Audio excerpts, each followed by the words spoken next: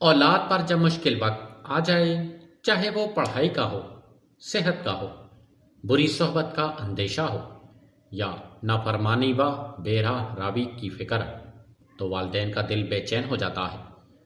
ایسے وقت میں سب سے مضبوط سہارا اللہ تعالیٰ کی طرف رجوع کرنا ہے، کیونکہ دلوں کو بدلنے والا اور مشکلات کو آسان کرنے والا وہی ہے۔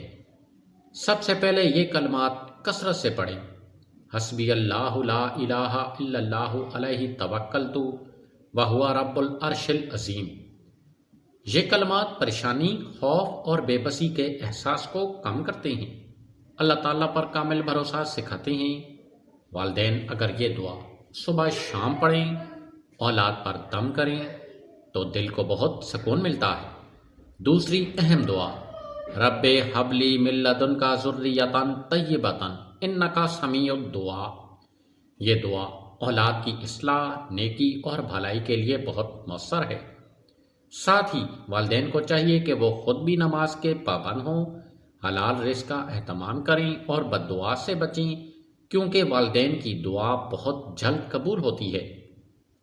یاد رکھیں، دعا کے اثر کے لیے صبر، مستقل مزاجی اور یقین پر اللہ پر یقین بہت ضروری ہے۔ مشکل وقت ہمیشہ نہیں رہتا، اللہ کی مدد ضرور آتی ہے۔